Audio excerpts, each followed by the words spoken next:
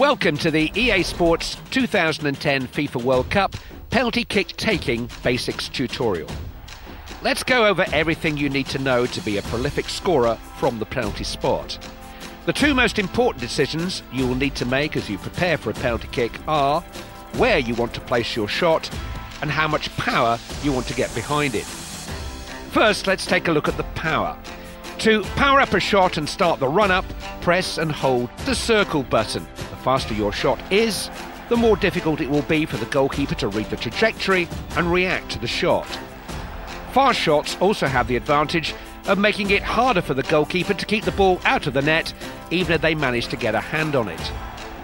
The more power you put behind a shot, the more error it will have though, so be careful when deciding to blast one, as overpowering can result in missing the goal altogether. Instead, you can choose to press and hold the R1 button when powering up to take a finesse shot with the inside of your foot. Finesse shots are not as powerful as laces, but will have less error. But simply learning how to control the power of your shot will not be enough to beat the best goalkeepers in the world. In order to be a prolific scorer from the penalty spot, you'll need to learn how to place your shot away from the keeper's reach. Let's look at how to place your shot using the new completely analog aiming system. By default, you start aiming at the middle of the goal.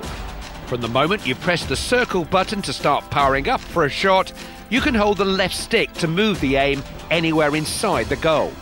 The longer you hold the left stick in any particular direction, the further your shot will go in that direction.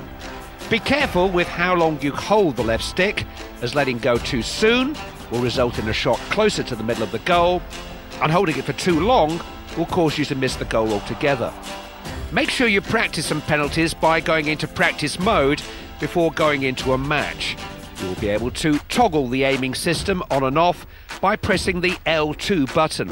This will reveal how fast the aim moves, so you get familiar with the new analog system. There is no bigger stage in football than the FIFA World Cup. Even the most masterful strikers of the ball have succumbed to the pressure and tension of taking a penalty kick when the eyes of the entire world and the hopes of a nation are resting on their shoulders. So, no matter how much you practice your penalty kicks, it will count for nothing if you're not able to compose yourself before starting your run towards the ball. Just beneath the power bar, you will see the new composure meter for penalty kicks. The green and yellow sections are your composed sections, while the red part of the bar represents the not composed section. To take the kick accurately, you must stop the oscillating needle inside the composed section. If you miss, the further you are from the middle of the bar, the more error your shot will have. The needle will stop the moment you press the circle button to start powering up for a shot. The size of the sections is tied to the player's penalties attribute. Successful players from the penalty spot will have bigger composed sections, giving you a greater sweet spot and therefore more room for error.